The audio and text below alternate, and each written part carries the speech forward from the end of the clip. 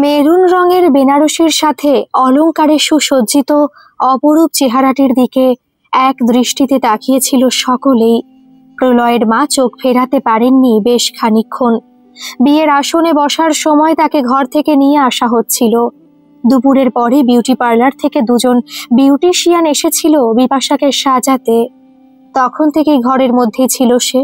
সম্পূর্ণ সাজগোজের পরে গোধূলি লগ্নে বিয়ের আসরে সেই প্রথম দেখা সকলের সাথে। প্রলয়ের মাও এক দৃষ্টিতে তাকিয়েছিলেন বেশ খানিকক্ষণ। মনে মনে ভেবে চলেছিলেন নিজের সন্তানের ভবিষ্যতের কথা। সঠিক নির্বাচিত হয়েছিল বিপাশা তার খোকার জীবনে। এমন চিন্তা করতে করতে কোনো এক অতীতে হারিয়ে গেলেন খানিকক্ষণের জন্য। বিয়ের আসনের পাশে বসেছিলেন তিনি। পুরোহিত মশাইয়ের আওয়াজে খানিকটা তন্দ্রাচ্ছন্নতা ভাব ভগ্ন হয়। চমকে উঠে আওয়াজ দেন, কিছু বলছেন পুরোহিত মশাই? পুরোহিত মশাই বলেন, আপনার সন্তানের বিবাহ বেদির প্রথম কার্য সমাপ্ত হয়ে গেছে। এবার বধূকে আনতে বলুন মালা বদলের জন্য। শুভ দৃষ্টি এবং মালা বদলের অনুষ্ঠান শেষ হলেই বিবাহের বাকি অনুষ্ঠান শুরু হবে। গোধূলি লগ্নতেই বিবাহ সমাপ্ত করতে হবে তো। সেদিন বাড়ি ফেরার পরেই জানতে পেরেছিল দুজনে। ভোরে দুজনে বাড়ি থেকে বেরিয়ে যাবার পরে বৃদ্ধা পুরোহিত মশাইয়ের সাথে সমস্ত কিছু আলোচনা সম্পূর্ণ করে নিয়েছিলেন। এক হপ্তার ভেতরে বিবাহের শুভ লগ্ন ছিল, তাই প্রথম লগ্নতে দুজনের বিবাহ সম্পন্ন করার জন্য কোমর বেঁধে লেগে পড়েছিলেন। রাতে বাড়ি এসে জানতে পারে দুজনে। প্রলয় চমকে উঠে বলেছিল, এত তাড়াতাড়ি? দেখতে দেখতে এসে গেল তো সময়, কখন কি তৈরি করা হবে? সবকিছু এত শীঘ্রই আয়োজন সম্ভব হবে কি করে? ততক্ষণে মা বলেছিলেন, রীতিমতো অনুষ্ঠান করে যখন হচ্ছে না তখন এত কিছু ভাবার কি আছে? তোমাদের এই সব চিন্তা করতে হবে না। যা কিছু করার ব্যবস্থা আমি নিজেই করে নেব। আপত্তি যে বিপাশার ছিল না এমন নয়, কিন্তু মৌন থেকে সম্মতি দিয়ে গেছিল সকল ব্যবস্থার। মা বলেছিল, আমি গুটিকত আত্মীয় স্বজনের তালিকা বানিয়ে রেখেছি, তাদের আমি নিজেই ফোনে সূচিত করে দেব। এছাড়া তোর এবং বিপাশার দিক দিয়ে কাউকে আমন্ত্রণ করার হলে তাদের জানানোর দায়িত্ব তোদের। বাকি ব্যবস্থা বলতে পুরোহিত মশাই সবকিছু দায়িত্ব নিয়েছেন। বিবাহ অনুষ্ঠানের যা কিছু প্রয়োজন তিনিই আনবেন। এখন রইল কতজন আমন্ত্রিত ব্যক্তি হবে তাদের আপ্যায়নের জন্য ব্যবস্থা। এছাড়া আর কি রইল? প্রলয়ের অতি নিকট পরিজন বলতে 10 জনের মতো ছিল। বিপাশার যারা আছে তাদের আমন্ত্রিত জানাতে অনুরোধ করেছিল। বিপাশা নিমন্ত্রিতদের মধ্যে কেবল সুশান্ত এবং উকিল সাহেবই ছিলেন। সর্বমোট 50 জনের মতো আমন্ত্রিত ব্যক্তি ছিলেন। তাদের আপ্যায়নের জন্য প্রলয়ের মা নিজেই ব্যবস্থা করেছিলেন। চেনা জানা একটি ক্যাটারিং সংস্থাকে সম্পূর্ণ দায়িত্ব দিয়েছিলেন। বৃদ্ধার ইচ্ছা অনুসারে বাড়ির ডাইনিং হলে বিবাহ অনুষ্ঠানের আয়োজন করা হয়েছিল। সেখানে গৃহদেবতাকে প্রতিষ্ঠার পরে গৃহদেবতার সম্মুখেই বিবাহ অনুষ্ঠান সম্পন্ন করার আয়োজন করেছিলেন তিনি নিজেই। এত কিছু করার পরে নিজে জোর করে দুজনকে একসাথে পাঠিয়েছিলেন কেনাকাটা করার জন্য। তালিকা তিনি আগেই বানিয়ে দুজনের হাতে দিয়ে বলেছিলেন, যেমন যেমন তালিকায় লিখে রেখেছি তেমনি যা কিছু আছে ফর্দ মিলিয়ে আনতে হবে তোমাদের দুজনকে। তবে পছন্দ বিপাশা নিজেরটা করতে পারে এবং তোমার পছন্দ তুমি করে নেবে। এরপরে প্রলয় এবং বিপাশা মায়ের সামনে মুখ খোলার সাহস পায়নি।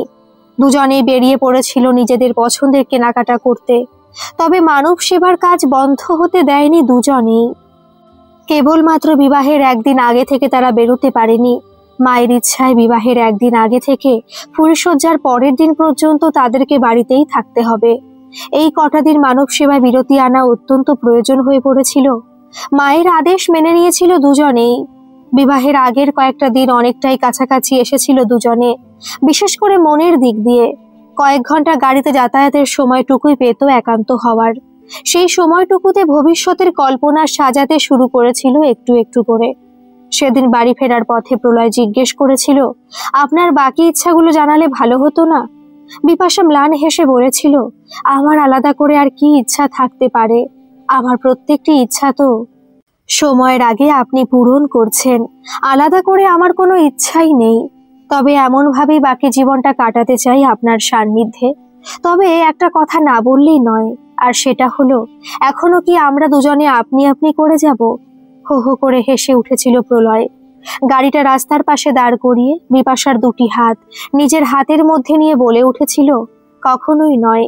এই সম্পর্কে আপনি সম্বোধনটা অনেক দূরত্বের, তাই আজ থেকে আপনি সম্বোধন বাদ, তুমি থেকেই পথ চলা শুরু। গাড়ির মধ্যে দুজনের নিবিড় আলিঙ্গনে আবদ্ধ হয়েছিল অন্ধকার রাতে। জাতীয় সড়কের পাশে ক্ষণিকের জন্য স্নিগ্ধ হয়েছিল দুটি মন, দুটো শরীরের সুমধুর স্পর্শে ক্ষণিকের জন্য হারিয়ে গেছিল দুটি আত্মা। ঠিক তখনই বিপাশা নিজেকে বাহু বন্ধন থেকে মুক্ত করে হেসেই বলে উঠেছিল, আর তো কটা দিনের অপেক্ষা, তখনই আলিঙ্গন যেন আরো দৃঢ় হয়। নিজেদের সংযত করে আবার রাস্তায় গাড়ি দৌড়ে চলেছিল বাড়ির উদ্দেশ্যে। বিয়ে ঠিক একদিন আগে প্রলয়ের মামার বাড়ি থেকে কয়েকজন এসে উপস্থিত হন। প্রলয়ের দুই মাসি এবং মেসোমশাই এসে পৌঁছাতেই বাড়ি আনন্দে মুখরিত হয়ে উঠেছিল। দীর্ঘদিন পরে তিন বোনের সাক্ষাৎ হওয়াতে উৎসব লেগে গেছিল সকলের মনে। বিয়ের দিন সকাল থেকে আয়োজন শুরু হয়েছিল। প্রথমে দধিমঙ্গল হয় দুটি ঘরে আলাদা আলাদা একই সময়। কিছুটা বেলা বাড়ার পরে গায়ে হলুদের অনুষ্ঠান হয় বাড়ির সংলগ্ন বাগানে। তখনই উপস্থিত ছিলেন অনেকেই, বিশেষ করে প্রশান্ত সকালেই পৌঁছে গেছিল। বিপাশাকে দিদি বলে মেনেছিল সেই অজুহাতে। প্রশান্ত নিজে দাঁড়িয়ে থেকে দিদির সমস্ত কার্য দেখাশোনা করে যাচ্ছিল। বিপাশার বাপের বাড়ির সম্পর্কে প্রশান্তই ছিল একমাত্র সাক্ষী। দুপুরের আহারের পরে দুজন বিউটিশিয়ান পৌঁছে গেছিল বাড়িতেই। এই সবের আয়োজন প্রলয়ের মায়ের ব্যবস্থাতেই হচ্ছিল। দুপুরের মধ্যে আরো কয়েকজন আত্মীয় স্বজন পৌঁছে গেছিল। বিশেষ করে প্রলয়ের কাকা কাকিমা পৌঁছেছিল। তাদের উপরেই দায়িত্ব ছিল বরকর্তা হওয়ার। অবশেষে যখন সন্ধ্যা লগ্নে বিপাশাকে নববধূর বেশে বিবাহ বেদিতে আনা হচ্ছিল, উপস্থিত সকলের চোখ ধাঁধিয়ে গেছিল তার রূপ সৌন্দর্যে। কারোর কল্পনাতেই ছিল না সামান্য রূপচর্চার পরে বিপাশাকে এতটা মোহময়ী দেখাবে। মুখের লাবণ্যর সাথে মিষ্টি হাসিটা রূপের প্লাবন ঘটিয়েছিল। তাই নববধূর বেশে পুত্রবধূকে দেখে কিছুক্ষণের জন্য হারিয়ে গিয়েছিল প্রলয়ের মা, এবং সেখানে উপস্থিত সকলেরই দৃষ্টি আটকে গেছিল নববধূর উপরে। চোখ ফেরাতে পারছিল না অনেকেই। পুরোহিত মশাইয়ের আওয়াজে চমকে উঠেছিলেন প্রলয়ের মা। বিবাহের আসর ঘিরে আসন গ্রহণ করেছিল আগত আমন্ত্রিতগণ। সকলে নজর ছিল বিবাহরত অনুষ্ঠানের দিকে। পুরোহিত মশাই মন্ত্র উচ্চারণ করে যাচ্ছিলেন গুরু গম্ভীর আওয়াজে। সামনে যজ্ঞের ধ্বনি প্রজ্বলিত হয়ে উঠেছিল একে একে। বিবাহের সমস্ত রীতি মেনে সম্পন্ন করে যাচ্ছিলেন পুরোহিত মশাই। বরকর্তা হিসাবে প্রলয়ের কাকা আসন গ্রহণ করেছিলেন। অন্যদিকে কনে পক্ষের দিক দিয়ে প্রশান্ত আসন গ্রহণ করেছিল। প্রশান্তই কন্যাদানের কর্তব্য পালন করে ভাই হিসাবে। প্রায় ঘণ্টাখানেক পরে সিঁদুরদান পর্বের সাথে বিবাহ অনুষ্ঠান সম্পন্ন হয়। সিঁদুর দানের সময়ে সকলের উলুধ্বনির সাথে শঙ্খের ধ্বনিতে ধর্মীয় বাতাবরণের সৃষ্টি হয়। ঠিক তখনই বিবাহ সম্পন্ন হয়েছে বলে পুরোহিত মশাই ঘোষণা করেন। বিবাহের স্থান পরিত্যাগ করে বরবধূ দুজনে একত্রে উঠে প্রথমে মাকে প্রণাম করে, আশীর্বাদ নেয়। পরে একে একে অন্যান্য গুরুজনের প্রণামের শেষে উপস্থিত বিবাহ রেজিস্ট্রারের সামনে এসে বসে দুজনে। আগে থেকে ব্যবস্থা করে রাখা ছিল বিবাহ রেজিস্ট্রির জন্য। রেজিস্ট্রার সবকিছু ব্যবস্থা করে অপেক্ষারত ছিল। সকল আমন্ত্রিতদের সম্মুখে ধর্মীয় মতে গৃহদেবতার সামনে বিবাহ অনুষ্ঠান সম্পন্নের শেষে আইনত রেজিস্ট্রির সাথে শেষ হয় সম্পূর্ণ অনুষ্ঠান। ততক্ষণে আমন্ত্রিতদের আপ্যায়নের জন্য উপস্থিত হয়ে গেছিল ক্যাটারিং সংস্থা। তাদের দেখাশোনাতেই সকলকে তৃপ্তি ভরে বিভিন্ন ব্যঞ্জন পরিবেশনের মধ্যে দিয়ে সুমধুর হয়ে উঠেছিল বাড়ির সম্পূর্ণ বাতাবরণ। সব থেকে খুশি ছিলেন প্রলয়ের মা। আজ তার মনের ইচ্ছা পূর্ণ হয়েছিল। নিজের সন্তানকে নিজের কাছে পেয়েছিলেন অনেক কষ্টে দীর্ঘদিন পরে, কিন্তু সন্তানের মনের দুঃখ যন্ত্রণাগুলো দূর করতে পারেননি এতদিন। নিজের সন্তানের দুটি হাত পুত্রবধূর হাতে দিয়ে তিনি সব থেকে বেশি খুশির সাথে শান্তি পেয়েছিলেন। তাই সকল দিক নিজেই দেখাশোনা করেছিলেন প্রাণবন্ত হয়ে। আর মাঝেই পুত্রবধূর কাছে এসে এসে খোঁজ নিয়ে যাচ্ছিলেন বিভিন্ন রকম ভাবে। রাত একটু বেশি হয়ে গেছিল। অতিথিগণ একে একে বিদায় নিয়েছিল। বাড়িতেই সর্বমোট কয়েকজন সদস্য অবশিষ্ট থেকে গেছিল। খাওয়া দাওয়ার পরে প্রলয়ের মা বিপাশার শাশুড়ির বিধান ছিল দুটো রাত নববধূ রাত কাটাবে ওর কাকি শাশুড়ির সাথে ওর ঘরেই। ফুলশয্যার দিন দিনের বেলায় অনুষ্ঠানের পরে সন্ধ্যায় ছোট্ট একটি রিসেপশনের পরে ফুলশয্যার গৃহে একত্রে যাবে দুজনে। কালকে সারাদিন দুজন দুজনের মুখ দেখবে না। কালকে সারাদিন থাকবে কাল রাত্রি। এটাই রীতি। এইসব মেনে চলতে হবে তোমাদের দুজনকে। বিপাশা মাথা নত করে মেনে নিয়েছিল শাশুড়ির বিধান। দূর থেকে প্রলয় মুচকি হেসেছিল বিপাশার দিকে তাকিয়ে।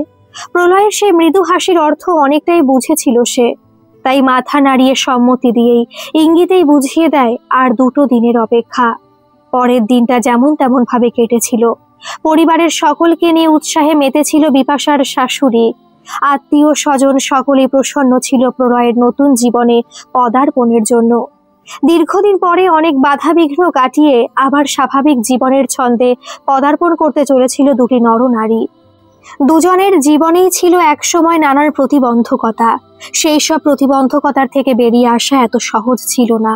তবুও দুজন দুজনকে সঠিক বোঝার পরে একাত্মা হওয়ার সুযোগ এসেছিল। পরের দিন ছিল বৌভাতের অনুষ্ঠান। সকাল থেকে অনুষ্ঠান মুখরিত হয়ে উঠেছিল বাড়ি। একটু বেলা বাড়ার সাথে বিপাশার শাশুড়ি এসে বলে, বৌমা, আজ বৌভাতের অনুষ্ঠানে তোমাকে নিজের হাতে রান্না করতে হবে। আজ থেকে তোমায় আমি আমার হেসেলের দায়িত্ব দিলাম। আমি আশা করি আজীবন পালন করবে এই দায়িত্ব। তবে তোমার সাথে কেউ না কেউ থাকবে আজকে রান্নার ব্যবস্থায়। এমন ভাবে বৌভাতের অনুষ্ঠানের পর্ব বিপাশার জীবনে দ্বিতীয়বার, তাই সে ভালো করে জানতো তাকে কি কি করতে হবে। তাই মৃদু হেসে শাশুড়ি মায়ের পায়ে প্রণাম করে বলে, আপনি নিশ্চিন্তে থাকতে পারেন আমার উপর দায়িত্ব দিয়ে। অত্যন্ত প্রসন্ন চিত্তে বৌভাতের রান্নার দায়িত্ব নিলাম। রান্নাঘরে একা হাতে সমস্ত রান্না করে গেছিল বাড়ির নববধূ বিপাশা। তবে প্রতিটি পদক্ষেপে পাশে ছিল শাশুড়ি মা, কাকি শাশুড়ি, মাসি শাশুড়িরা, আর সবার ঊর্ধ্বে ছিল শান্তি। কাজের মেয়ে শান্তি দৌড়ে দৌড়ে প্রত্যেকটি জিনিস এগিয়ে দিয়ে যাচ্ছিল নববধূর হাতের কাছে। তাই সময়ের আগেই নানান ব্যঞ্জন তৈরি করে হেসেলের কাজ সম্পন্ন করে নববধূ। রান্নার শেষে সকলকে বসিয়ে নিজের হাতে পরিবেশন করেছিল নববধূ বিপাশা। তার হাতে রান্নার স্বাদে মুগ্ধ হয়েছিল সকলেই। তৃপ্তি ভরে আহারের পরে গুরুজনেরা আশীর্বাদ করেছিল প্রাণ ভরে। সন্ধ্যার পরে সীমিত কয়েকজনকে নিয়ে বৌভাতের রিসেপশন সাজানো হয়েছিল। সেদিন বিউটি পার্লার থেকে বিউটিশিয়ান আসতে বারণ করেছিল বিপাশা। তবে শাশুড়ির ইচ্ছা ছিল বিউটিশিয়ানদের দিয়ে সাজানো হোক নববধূকে। এখানে আপত্তি জানিয়ে বিপাশা বলে, থাক না মা, আমি নিজেই তৈরি হয়ে নেব, কাকিমা আমায় সাহায্য করবে। মেনে নিয়েছিলেন বিপাশার শাশুড়ি, আপত্তি করেননি। তিনিও বুঝেছিলেন দ্বিতীয়বার বৌভাতের অনুষ্ঠানে নিজেকে সাজাতে রাজি ছিল না পুত্রবধূ, তাই অনুমতি দিয়েছিলেন মুচকি হেসে। বৌমা, তোমার যেমন ইচ্ছা তেমনটাই করো। সেদিন সন্ধ্যার পরে বিপাশার সাজসজ্জা ছিল অত্যন্ত সাধারণ, কিন্তু সেই সাধারণ প্রসাধনে অত্যন্ত মোহময়ী হয়ে উঠেছিল বৌভাতের রিসেপশনের সমাবেশে।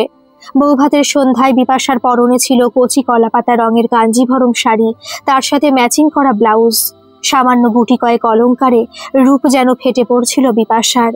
নিজে এক জায়গায় বসে না থেকে সকলের সাথে মিষ্টি হাসির সম্বোধনে আলাপ করে যাওয়াটাই মুখ্য আকর্ষণের কেন্দ্র হয়ে দাঁড়িয়েছিল। পাশে থেকেছিল সাধারণ পোশাকে প্রলয়। আজ তার পরিধানে ছিল হালকা হলুদ রঙের পাঞ্জাবি, সাথে সাদা পায়জামা। দুজনকে স্নিগ্ধ লাগছিল সকলের চোখে। বিপাশা সকলের সাথে কথা বলতে বলতে শীতল পানীয় বাড়িয়ে দিচ্ছিল। তার ব্যবহারে সকল আত্মীয় স্বজন আপ্লুত হয়ে উঠেছিল। দু চোখ মেলে বারবার তাকিয়ে দেখছিল বিপাশার শাশুড়ি মা। এমন সময় কাকা শ্বশুর অনিরুদ্ধ বাবু বিপাশাকে প্রশ্ন করে, বৌমা, আমার মনে একটি জিজ্ঞেস বারংবার উঠতে শুরু করেছে। বিপাশা মৃদু হেসে কাকা শ্বশুরের সামনে এসে বলে, বলুন না, কি প্রশ্ন করতে চান? কাকা শ্বশুর অনিরুদ্ধ বাবু সামান্য শঙ্কিত হয়ে বলেন, বিবাহের পরে ঘর সংসার নিয়ে পড়ে থাকবে, না তোমাদের মানব সেবার কাজ চলতে থাকবে? আমার মনে এই শঙ্কা উঠল বলেই কথাটা বলে ফেললাম। সুন্দর করে একটি মিষ্টি হাসি হেসে বিপাশা বলে, মানব সেবার কাজ যেমন চলছিল তেমনই চলবে। ঘর সংসারের দায়িত্বের সাথে মানব সেবার কাজ প্রথম কর্তব্য হয়ে দাঁড়াবে আমাদের দুজনের। বিপাশার উত্তরে কাকা শ্বশুরের সাথে সকলে প্রসন্ন হয়। তবুও কাকা শ্বশুর বলে, আমি সেটাই আশা করেছিলাম তোমার থেকে। আমাদের প্রলয় যে কর্মযুদ্ধে নেমে পড়েছে, সেখানে তোমার অবস্থান সঠিক। আমি নিজেও মানব সেবার কাজে লিপ্ত, তাই এই দিকটা দেখা আমার কর্তব্য বলেই মনে হলো। বিপাশার শাশুড়ি সেদিন বেশি রাত করতে দেয়নি। আগেই সুসজ্জিত করে রাখা হয়েছিল ফুলসজ্জার কক্ষ। প্রলয়ের বিরাট কক্ষটিতে সুন্দরভাবে সাজানো হয়েছিল। সম্পূর্ণ ঘরটি নানান রকম সুগন্ধিত ফুলের সাথে হালকা নীলাভ রঙের বিচ্ছুরিত হচ্ছিল। ফুলের সুগন্ধের সাথে নীল রঙের আলোয় স্বপ্নপুরী মনে হচ্ছিল পরিবেশ। ঘরের ঠিক মাঝামাঝি স্থানে ফুলসজ্জার পালঙ্ক সাজানো হয়েছিল। ফুলসজ্জার ফুলের তত্ত্ব এনেছিল প্রশান্ত। দিদির মৃদু বারণ শোনেনি সে। কেবল বলেছিল, দিদি এইটুকু করতে দাও, আমি আর্থিক দিক দিয়ে এখনো অতটা সক্ষম নই, আমার সাধ্যের মধ্যে আমার দিদিকে দেওয়া এই উপহারটুকু গ্রহণ করো। তারপরে আর বারণ করেনি বিপাশা। সকল কাজ সমাপ্তের পরে কাকি শাশুড়ি এবং মাসি শাশুড়ি দুজনে মিলে বিপাশাকে বসিয়ে দিয়ে গেছিল ফুলশয্যার পালঙ্কে।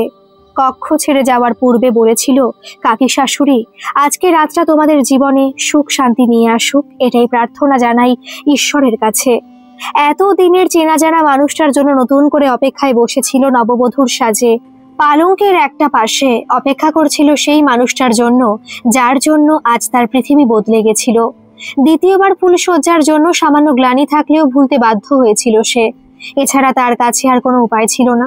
মন থেকে আনন্দিত ছিল এই সম্পর্কে, তাই অধীর আগ্রহে অপেক্ষা করছিল নববধূর সাজে বিপাশা। বেশিক্ষণ অপেক্ষা করতে হয়নি বিপাশাকে। প্রলয়ের বন্ধু বলতে তেমন কেউ ছিল না বাড়িতে, তার সাথে গল্প করবে। আত্মীয় স্বজন যারা ছিলেন তারা নিজের নিজের ঘরে প্রবেশ করে গিয়েছিলেন, তাই বেশিক্ষণ অপেক্ষা না করে প্রবেশ করেছিল ফুলশয্যার ঘরে। প্রলয় ঘরে প্রবেশের আগে বিপাশার ষষ্ঠ ইন্দ্রিয় সজাগ হয়ে গেছিল। ঠিক তখনই দরজার কাছে পায়ের আওয়াজে বিছানার থেকে উঠে দাঁড়ায়। ফুলশয্যার কক্ষে প্রবেশ করে তার নজর তাকিয়েছিল প্রলয় বিপাশার দিকে। তারপরেই দরজায় ছিটকিনি দিয়ে এগিয়ে আসে বিপাশার দিকে।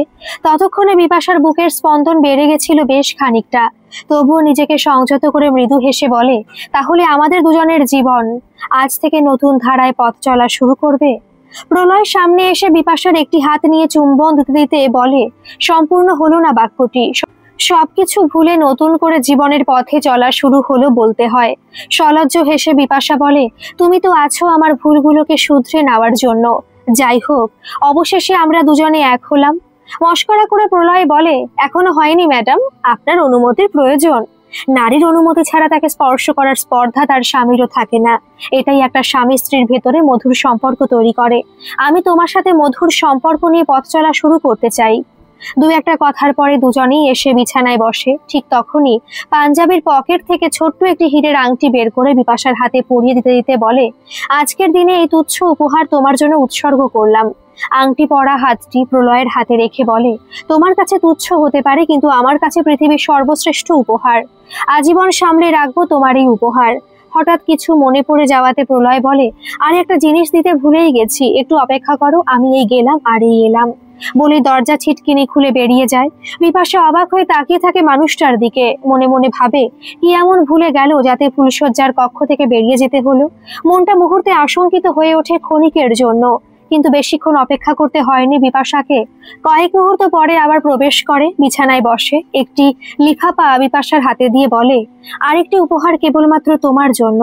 কি আছে এই লিফাফাতে? খুলেই দেখো না, দেখলেই তো সব বুঝতে পারবে। দাঁড়াও দাঁড়াও, আগে বলো তোমার কেমন জায়গা পছন্দ, যেখানে দিন কয়েক একসাথে একান্তে থেকে আসা যাবে। তাই জানতে চাই তোমার পছন্দের জায়গা কোনটা, পাহাড়, জঙ্গল, সমুদ্র না মরুভূমি?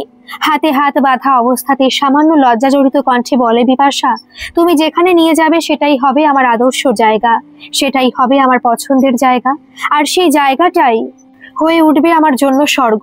এমনটা বললে হয় না, নিজস্ব পছন্দ অপছন্দের একটা স্থান সকলেরই থাকে। তোমার মনেও এমন পছন্দ থাকবে, এটাই আমার বিশ্বাস। সত্যি বলছি, আমার পছন্দের জায়গা তোমাকে সাথে নিয়েই। এবার হেয়ালি ছেড়ে বলো কি রাখা আছে লিফাফাতে। খুলতে পারি তাহলে এবার? মৃদু হেসে প্রলয় বলে, খুলেই দেখো তাহলে। লিফাফা খুলতেই কয়েকটি কাগজ বেরিয়ে পড়লো। কিছুক্ষণ ভালো করে দেখে অত্যন্ত আনন্দিত হয়ে খুশিতে প্রলয়কে আলিঙ্গন করে বলে, এটা তো পাহাড়। সিমলা মানালির টিকিট কেটেছো? তাও আবার ফ্লাইটে?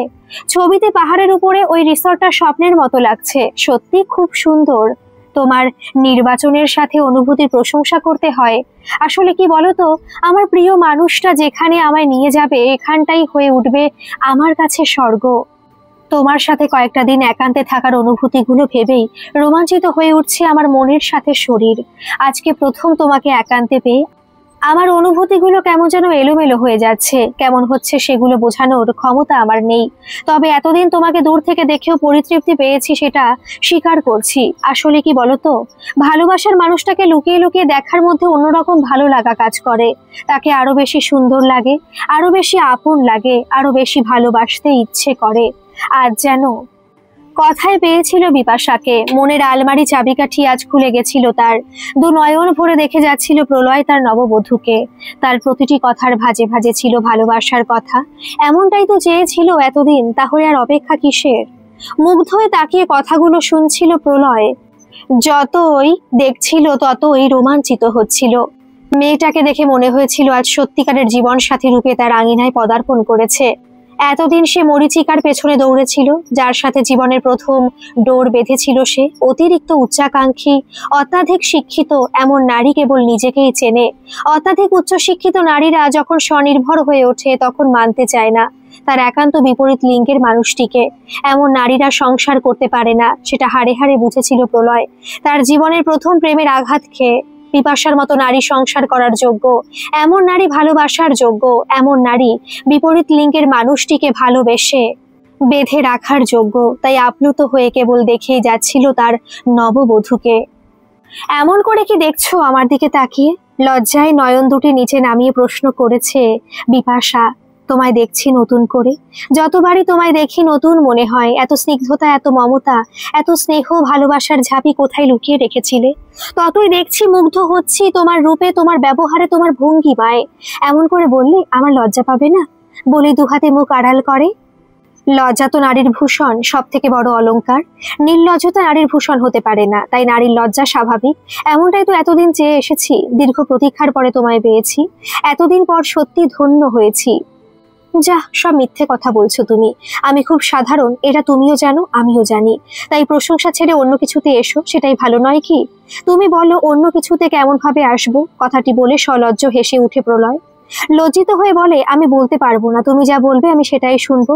বলে প্রলয়ের পাশে আরেকটু ঘেঁষে আসে। আমি যা বলবো তাই শুনবে, এমনটা হয় নাকি? দুজনের ইচ্ছা, দুজনের সম্মতি না থাকলে কিছুই সম্ভব নয়, এটা তো বোঝো। এমন কথা বললে আমার লজ্জা করবে না? পুরুষকে বুঝে নিতে হবে নারীর অন্তরের ইচ্ছাগুলো, তাকেই বুঝে নিতে হবে লজ্জা নিবারণের সময় আগত প্রায়। তাহলেই সে তো প্রকৃত পুরুষ। নারী হলো মৌন ধরিত্রী, সে নিজের ইচ্ছা ভাষায় প্রকাশ করতে পারে না। ধরিত্রী যেমন নীরবে তার আঁচল বিছিয়ে রাখে সমগ্র প্রাণীকুলের জন্য, ঠিক তেমনি নারীর প্রকৃতি। পুরুষকে বুঝে নিতে হয় নারীর প্রতিটি ইচ্ছা, প্রতিটি বেদনা, অন্তরের সমবেদনা। এগুলো না বুঝতে পারলে সে কিসের পুরুষ? পুরুষের ভালোবাসা ছাড়া নারীর অস্তিত্ব নীরব থেকে যায়। এত বড় ডাক্তার হয়ে তুমি কথাটা মাঝখানে সমাপ্ত করে লজ্জায় রাঙা হয়ে ওঠে, শাড়ির আঁচল মুখে ঢাকে। প্রলয়ের বুঝতে বাকি থাকে না বিপাশার ইঙ্গিত, তবুও কিছুটা নাটকীয় ভাবে ঠাট্টা করে বলে, অনুমতির তাহলে প্রয়োজন পড়বে না বলছো? পুরুষকে যদি সবকিছু বুঝে নিতে হয় তাহলে তো সে ঈশ্বর হয়ে ওঠে। আমি তো ঈশ্বর হতে চাই না, আমি কেবল তোমার হতে চাই। তোমাকে আমার নিজের করে নিতে চাই, এটাই তো একটা সুখী দম্পতির ভাবনা। আমাকে আর প্রশ্ন করে এত লজ্জিত করো না। সেদিন গাড়ির ভেতরে সজোরে আলিঙ্গন করেছিলে না, মনে পড়ে? এখন কোথায় গেল তোমার সেই উন্মাদনা? ভুলে বসে আছো নাকি? সামনে কোনো দেবীর মূর্তি বসে নেই। আমি তোমার বিবাহিত স্ত্রী, এটা যেন ভুলে যেও না। হো হো হেসে ওঠে প্রলয়, বলে, সেটা আমি ভাবিনি বলে এতগুলো কথা বলে গেলাম। তাহলে কিসের জন্য শাড়ির আঁচলে এত সুন্দর মুখটা ঢেকে বসে আছো? এমন সুন্দর মুখ আমার কাছে লুকানোর প্রয়োজন আছে? কথাটা বলে শাড়ির আঁচল সরিয়ে ক্রমশ নিজের মুখটা এগিয়ে আনে নববধূর সুগন্ধিত রঙিন গোলাপের মতো ওষ্ঠ যুগলে। দুটি ওষ্ঠ একত্রে মিলিত হয়, মুহূর্তে রোমাঞ্চিত হয়ে ওঠে দুটি শরীর। কয়েক মুহূর্তের ভেতর নিজেদের অবস্থান ভুলে একে অপরের বাহুবন্ধনে লিপ্ত হয় গোলাপ মিশ্রিত সজ্জায়। কিছুক্ষণে একে একে বস্ত্র নিক্ষিপ্ত হয় ভূমিতে। অধীর আগ্রহে মিলন বেলার প্রাঙ্গণে কামনার চূড়ান্ত পর্ব শুরুর প্রারম্ভে। ততক্ষণে কামদেবের পুষ্পবাণী কামনায় জর্জরিত হয়ে পৃথিবীর আদিম ক্রীড়ায় মত্ত হয়ে ওঠে দুটি মানব মানবীর অবয়ব। ঘণ্টাখানেক পরে শীতল হয়ে ধরিত্রী, শান্ত হয়ে ওঠে পৃথিবী। দুটি শরীর পরিতৃপ্ত হয়ে একে অপরের আলিঙ্গনে ঢলে পড়ে নিদ্রা দেবীর কোলে। স্নিগ্ধ হয় দুটি নরনারী, শান্ত হয় বাতাবরণ। পরের দিন সকালে দরজায় টোকা পড়ার আওয়াজে ঘুম ভেঙে যায় বিপাশার। সময়ের জ্ঞান ছিল না দুজনেরই। সূর্যদেব উঠে গেছিলেন অনেক আগেই। লজ্জিত হয়ে বিছানা ত্যাগ করতে ড্রেসিং টেবিলের সামনে নিজেকে দেখে লজ্জায় মরমে মরে ওঠে। একই বেশভূষা তার, পরিচ্ছন্ন মুখশ্রীতে সিঁদুরের মাখামাখি, পরনের বস্ত্র যত্রতত্র, রাতে যৌনতার স্পষ্ট চিহ্ন সর্বাঙ্গে। এমন অবস্থায় দরজা খুলে দাঁড়ালে লজ্জিত হওয়াটা স্বাভাবিক। তাই অপেক্ষা না করে প্রলয়কে ঘুম থেকে তোলার চেষ্টা করতেই দেখে অর্ধনগ্ন অবস্থায় বিছানায় তখনও গভীর ঘুমে আচ্ছন্ন। তাছাড়া তার সারা মুখে বুকের মাঝে শিথিল সিঁদুরে হোলি খেলা ঘুমন্ত চেহারাটা দেখে হেসে ওঠে মনে মনেই। এদিকে দরজায় ক্রমাগত আহটে ছটফট করে ওঠে বিপাশা। কোনো উপায় না দেখে চিমটি কেটে তুলতে হয় ঘুমন্ত মানুষটাকে। গত রাতের মহাপ্রলয়ের ক্লান্তি সারা শরীরে নিয়ে চোখ মেলে তাকিয়ে সুধায়, কি হলো, এমন করে ঘুম ভাঙাতে হয় নাকি? উপায় যে আর নেই। আতঙ্ক দাঁড়িয়ে দরজার ওপারে। এমন পরিধানে সর্বাঙ্গে রাতে চিহ্ন নিয়ে দরজা খুলতে আমি আপাতত অপারগ। তাই তোমাকেই যেতে হবে দরজা খুলতে। আমি চললাম টয়লেটে, তবে যাওয়ার আগে একটা টাওয়েল গায়ে দিয়ে যেও, মুখটা সামান্য পরিষ্কার করে নিও। এমন অবস্থায় গেলে লজ্জিত হওয়াটা স্বাভাবিক বলে নিজের বস্ত্র তুলে সোজা গিয়ে ঢোকে টয়লেটে। নিজেকে যথাসম্ভব সংযত করে হাই তুলতে তুলতে দরজা খুলে জিজ্ঞাসা করে মুখটা বাড়িয়ে, বলো কি হয়েছে? দরজার ওপারে কাকিমা প্রলয়কে দেখে লজ্জিত হয়ে মুখে আঁচল চাপা দিয়ে বলে, থাক, বুঝতে পেরেছি সবকিছু। দুজনে যত শীঘ্রই পারিস পরিষ্কার পরিচ্ছন্ন হয়ে ডাইনিং এ উপস্থিত হলেই উত্তম। তোর মায়ের সাথে বাকি সকলে অপেক্ষারত সেখানে। কথাটা কোনো রকমে ছুড়ে দিয়ে লজ্জায় স্থান ত্যাগ করে কাকিমা। পুনরায় দরজা বন্ধ করে ড্রেসিং টেবিলে আয়নায় নিজেকে দেখে লজ্জায় আটকে ওঠে। মনে মনে হেসে ফেলে প্রলয়। প্রায় ঘন্টাখানেক পরে স্নানাদি পর্ব সম্পন্ন করে নতুন বস্ত্র পরিধানের পশ্চাৎ একত্রে এসে উপস্থিত হয় ডাইনিং হলে সকলের সম্মুখে। নয়নজোড়া ভূমির দিকে রেখে মাথায় আঁচল দিয়ে প্রথমে প্রণাম করে শাশুড়ি মায়ের চরণ তলে। নববধূ প্রণাম নিতে নিতে শাশুড়ি বলেন, দীর্ঘজীবীর সাথে স্বামী সন্তান সহ সুখে সংসার করো, এই আশীর্বাদ জানাই অন্তর থেকে বলে নববধূর চিবুকে আদরের স্পর্শ দিয়ে আশীর্বাদ শেষ করেন। পরে পরে সকল গুরুজনের প্রণামের শেষে হেসেলের দিকে যাওয়ার সময় শাশুড়ির কথায় থমকে দাঁড়ায়। তখনই শাশুড়িমা বলেন, প্রথমে দিন শুরুর পূর্বে দুজনে একসাথে গিয়ে গৃহদেবতাকে প্রণাম করে এসো, তারপরে রান্নাঘরে প্রবেশ করো। প্রলয়ের দিকে তাকিয়ে পুনরায় বলেন, তোর আক্কেল কি যেতে বসেছে নাকি? বৌমাকে দেখে কিছু শিখলি না? প্রলয় আশ্চর্য হয়ে প্রশ্নবাচক জিজ্ঞাসায় তাকায় মায়ের দিকে, তবুও নিজের ভুল বুঝতে না পেরে হেসে ওঠে। তারপরে মা বলেন, এখানে উপস্থিত সকলে তোদের গুরুজন। নতুন জীবনে প্রবেশের প্রথম দিনে বৌমা সকলের চরণ ছুঁয়ে আশীর্বাদ নিয়েছে, তোর কি তেমন আশীর্বাদের প্রয়োজন পড়বে না? এতক্ষণে নিজের ভুল বুঝতে পেরে মাকে প্রণাম করে সকলের পায়ের ধুলো নিয়ে গৃহদেবতার সামনে গিয়ে দুজনে ভক্তি ভরে প্রণাম করে সাংসারিক জীবনে প্রথম দিনের পথ চলা শুরু করে। সেদিন বিপাশা বাড়িতেই থেকে সকলকে রেঁধে খাওয়ানোর সাথে মধুর বাক্যালাপ করে গেছিল। প্রলয় বেরিয়েছিল কিছু ব্যবসায়ীদের সাথে যোগাযোগ করার জন্য। বিপাশাকে আগে জানিয়ে দিয়ে গেছিল কয়েকদিন বিয়ের অনুষ্ঠানের জন্য গ্রামগুলোতে যাওয়া হয়নি, তাই কাল থেকে মানব সেবার কাজে ঝাঁপিয়ে পড়তে হবে। সম্মতি দিয়েছিল সে। তাই বিপাশার কাছে আত্মীয় স্বজনদের সাথে সময় কাটানোর আজকের দিনটি ছিল বিশেষ মহত্বপূর্ণ। গৃহদেবতার নিকটে প্রণাম জানিয়ে রান্নাঘরে গিয়ে সকালের জন্য জলখাবার তৈরিতে ব্যস্ত হয়ে পড়ে। কাজের মেয়ে শান্তির সহযোগিতার কিছুক্ষণের ভেতরে লুচি তরকারির সাথে মিষ্টান্ন পরিবেশন করে। প্রলয় জলখাবার খেতে খেতেই বলে, আজকের দিনটি সকলের সাথে আলাপচারিতা করে কাটিয়ে দাও, কাল থেকে বেরোতে হবে কিন্তু। মাথা নাড়িয়ে মৌন সম্মতি দিয়ে জানিয়েছিল সেও প্রস্তুত। দুপুরে রান্নায় আজকে ছিল নিরামিষ ভোজন, তাই নিরামিষ পদের বেশ কিছু পদ বানিয়ে পরিবেশন করে নিজের হাতে। আত্মীয়বর্গ বিপাশার হাতে নানান রকমের নিরামিষ ব্যঞ্জন ভোজনের শেষে প্রশংসায় মুখরিত হয়ে ওঠে। বিপাশার শাশুড়ি মায়ের বুক গর্বে ফুলে ওঠে। অত্যন্ত আনন্দিত হয়ে বলে, এমন লক্ষ্মীশ্রী বধূর উপরে যারা এত বড় অন্যায় করতে পারে তাদের আজীবন ভীষণ শাস্তির পাওয়া উচিত। আমি আজ সত্যি ভাগ্যবতী এমন বৌমা পেয়ে। বিপাশার শাশুড়ির কথা পুরোতেই ছোট মাসির শাশুড়ি বলে, যা বলেছিস দিদি, তবে বৌমাকে দেখে মনে হয় সংসারী মেয়ে। কেমন করে নিজের হাতে সব গুছিয়ে সকলকে পরিবেশন করে সন্তুষ্ট করে দেয়, সকলের এমন যোগ্যতা থাকে না। ততক্ষণে কাকি শাশুড়ি মুচকি হেসে বলে ওঠে, আমাদের প্রলয় যে ভীষণ ভাগ্যবান, আজকে সে অত্যন্ত খুশি, সেটা আমি বুঝেছি তার ভোরবেলার রূপ দেখে। বলেই হেসে ওঠে। অদূরে দাঁড়িয়েও শাশুড়িদের বার্তালাপ কানে আসছিল বিপাশার। কাকি শাশুড়ির কথা শুনে লজ্জায় রাঙা হয়ে উঠে সেখান থেকে দূরত্ব বজায় রাখে, তবুও অস্পষ্ট আলাপচারিতা কানে যাচ্ছিল। তখনই ছোট মাসি শাশুড়ি উৎসাহে উৎকণ্ঠিত হয়ে অস্ফুট আওয়াজে শুধায়, কি এমন দেখলে গো, বলো না, শুনতে ইচ্ছা হয়। কাকি শাশুড়ি বলতে শুরু করে, সকালে দরজা খুলতে আমাদের বাবুকে দেখে আমি লজ্জায় পড়ে যাই। এটুকু বুঝতে বাকি ছিল না গত রাতের ফুলসজ্জায় ঝড় বয়ে গেছিল। ঠিক তখনই বিপাশার শাশুড়ি মা ধমক দিয়ে উঠে বলে, থাক, আর ব্যাখ্যা করে পুরাণ গাইতে হবে না। তোদের লজ্জাও করে না নাকি? বেহায়া হয়ে উঠেছিস নাকি? ছেলে বৌমার ফুলসজ্জার কাহিনী নিয়ে রসাত্মবোধক আলোচনায় কি তৃপ্তি পাস? ওরা না তোদের সন্তান? থাক, ওই নিয়ে আলোচনা সভা এখানে বন্ধ হোক। আমি চাই দুটিতে সুখে দুঃখে একসাথে সংসারে মন দিক। সন্ধ্যার পরে প্রলয় বাড়ি ফিরে আগামী দিনের তৈরি সম্পূর্ণ করে। সেই সময় বাড়িতে সন্ধ্যাকালীন চায়ের আসর বসেছিল। উপস্থিত ছিল বিপাশা আত্মীয় স্বজন সাথে। আসরের মধ্যমণি ছিল নববধূ। জমে উঠেছিল সমাবেশ আলাপচারিতায়। ঠিক তখনই প্রলয় প্রবেশ করে থমকে দাঁড়ায় দরজার সামনে। প্রলয়কে দেখে মা আওয়াজ দিয়ে বলেন, চলে আয় খোকা, এতক্ষণ তোর উপস্থিতিটাই অধুরা ছিল। এবার জমে উঠবে ভালোভাবে। প্রলয়কে বসতে দেখে বিপাশা উঠে যায় সেখান থেকে। কিছুক্ষণ পরে প্রলয়ের জন্য চা এবং হালকা খাবার নিয়ে এসে প্রলয়ের সামনে রাখতে রাখতে বলে, দুপুরে কোথায় আহার করলে? তোমার ফেরার পথের দিকে তাকিয়েছিলাম দীর্ঘক্ষণ। প্রলয় মিষ্টি হেসে বলে, বাইরে বেরিয়ে কাজের যেমন ব্যস্ততা থাকে তেমনি খাবার যেখানে হলেই হলো, তবে দুপুরের খাবার আমার জন্য রাতে যেন থাকে।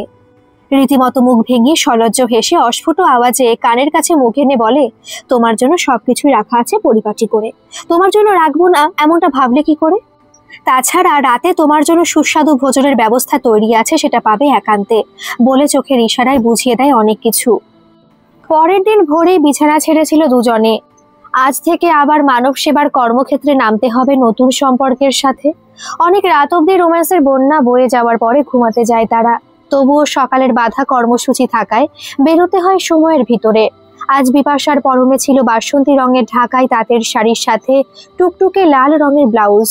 মুখে সামান্য প্রসাধনের সাথে শীতের রক্তাভ উজ্জ্বল সিঁদুরটা জলজল করে ওঠে একটা মোহময়ী রূপের সৃষ্টি করেছিল তার অঙ্গে। পাশে বসে বারবার ঘুরে তাকাতে বাধ্য হচ্ছিল প্রলয়। গাড়ি ড্রাইভ করতে করতে কেবল ভেবে গেছিল, দুটো রাতে সম্পূর্ণ নিজের করে পেয়ে তৃপ্ত হয়েছে তার যৌবন। যতই দেখছে ততই আকৃষ্ট হয়ে পড়ে বিনা কিছু ভেবেই। কিছুক্ষণ ড্রাইভ করার পরে বিপাশার হাত নিজের হাতে নিয়ে মৃদু হেসে বলে, একটা কথা বলতে পারি? তবে কয়েকদিন আগে হলে বলতে বাধা ছিল, আজ যখন তোমায় নিজের করে পেয়েছি তাই বলতে বাধা নেই। প্রলয়ের হাতটা দুহাতে জড়িয়ে ধরে খানিকটা পাশে সেটে বড় বড় কাজল ভরা নয়নে মিষ্টি হেসে বলে, হুজুরের আজ বুঝি ড্রাইভ করতে ইচ্ছা নেই?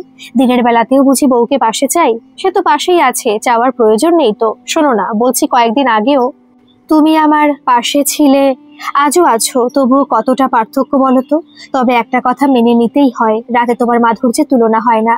যৌনতায় ভরিয়ে দিয়েছো ভালোবাসার সাগরে। বিশ্বাসই হয় না এমনও একটা দিক থেকে আমি বঞ্চিত ছিলাম এতদিন। নারী পুরুষ যদি দম্পতি হয় সেখানে যৌনতা থাকতে বাধ্য, কিন্তু তোমার সাথে মুহূর্তগুলো এতটাই তৃপ্তিকর ভেবেই রোমান্টিক হতে হয় সারাক্ষণ।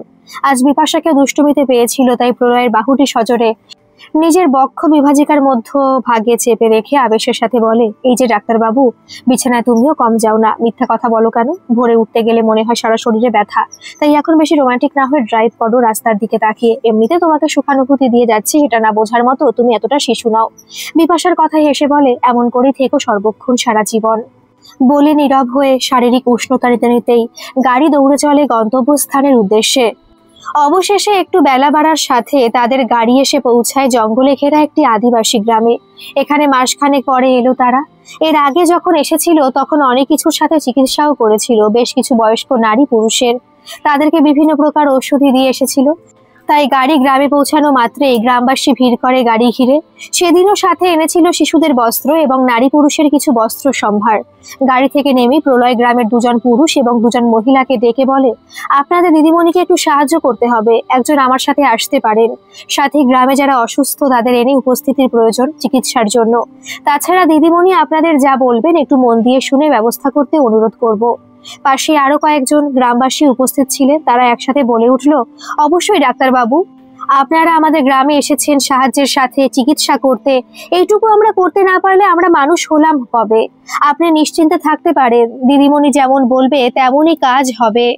গ্রামের দুজন পুরুষ মহিলাকে পাশে নিয়ে বিপাশা বলে, আপনারা প্রথমে শিশুদের বয়স অনুযায়ী দাঁড় করান এক লাইনে, অন্যদিকে বয়স্ক মহিলাদের একটি লাইন তৈরি করুন।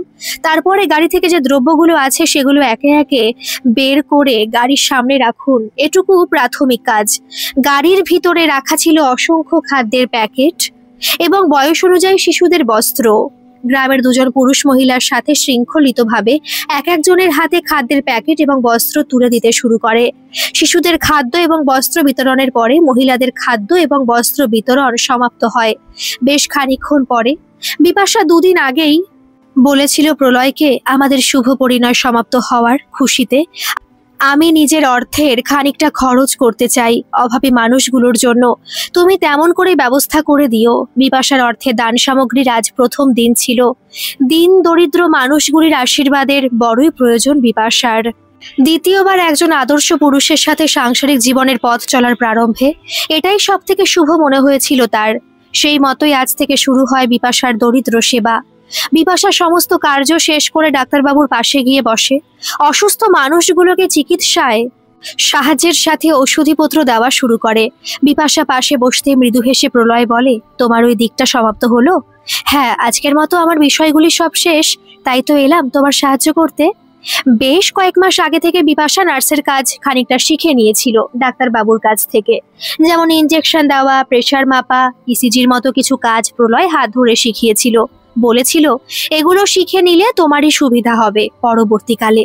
সমস্ত কাজ মিটিয়ে গ্রাম থেকে বেরোতে বেরোতে সূর্যের পশ্চিম দিগন্তে রওনা দেওয়ার সময় হয়ে গিয়েছিল প্রায়। গ্রামবাসী আপ্লুত ছিল দুজনের উপরে। তারা ইতিমধ্যে জেনে গেছিল ডাক্তারবাবু আর দিদিমণির বিবাহ হয়েছে কয়েকদিন আগেই। তাই সকল গ্রামবাসী দুহাত তুলে আশীর্বাদ করেছিল দুজনকে। গ্রাম থেকে বিদায় বেলায় বিপাশার দুই চোখে নেমে এসেছিল অশ্রুর ধারা। গ্রামবাসীর ভালোবাসা দেখে অন্যবারের মতন এবারও দুপুরের ভোজন হয় সন্ধ্যার সময় রাস্তার পাশে একটি আদিবাসী মাসির হোটেলে। সন্ধ্যার সময় জঙ্গলের এক প্রান্তে শকুন্তলা মাসির ছোট্ট হোটেল।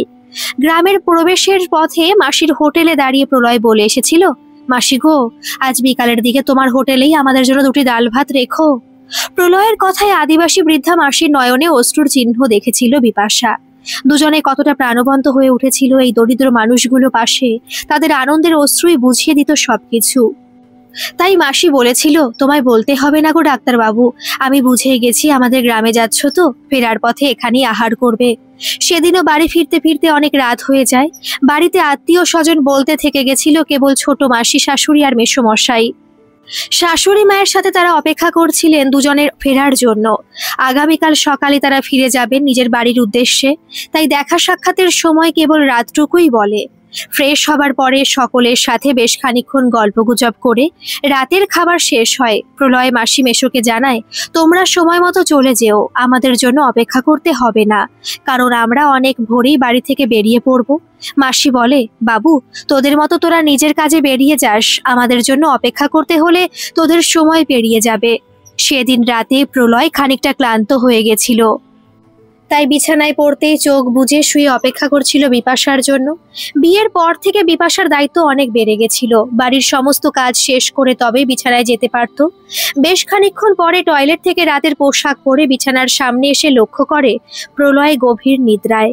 বুঝতে পারে সারাদিনের ক্লান্তিতে সামান্য বিশ্রামের পরেই গভীর নিদ্রা। তাই মনে মনে ভাবে, না, আজকে আর বিরক্ত করব না, আমি নিজেও ক্লান্ত, মানুষটার ঘুমের প্রয়োজন। এমনটি ভেবে পাশে এসে শুয়ে পড়ে ঘুমন্ত মানুষটার মাথার চুলে বিলি কাটতে কাটতে। নিজেও ঘুমের দেশে চলে যায়। হপ্তাখানের ভেতরেই তাদের মধুচন্দ্রিকার জন্য বেরোনোর ছিল, তাই টানা এই কদিন এতটুকু সময় নষ্ট করেনি তারা দুজনে। প্রতিদিন সকালে বেরিয়ে রাতের দিকে ফিরে আসা একটা রুটিনে পরিণত হয়েছিল আগের মতো। প্রতিদিন কোনো না কোনো আদিবাসী গ্রামে পৌঁছে যেত এবং অনেক রাত করেই বাড়ি ফিরত। দেখতে দেখতে যাওয়ার দিন উপস্থিত হয়ে গেল। সেদিন সকালেই প্রলয় বলে, গুছিয়ে নিতে হবে, আর কয়েক ঘন্টা পরই আমাদের ফ্লাইটের সময়। গোছানোর কি আছে, কয়েকটা জামা কাপড় নিলেই হলো, 5-6 দিনের তো প্রোগ্রাম। আমি ঠিক ম্যানেজ করে নিচ্ছি, তোমাকে চিন্তা করতে হবে না। সকালের জলখাবারটার পরেই 1 ঘন্টার ভেতরে সব হয়ে যাবে।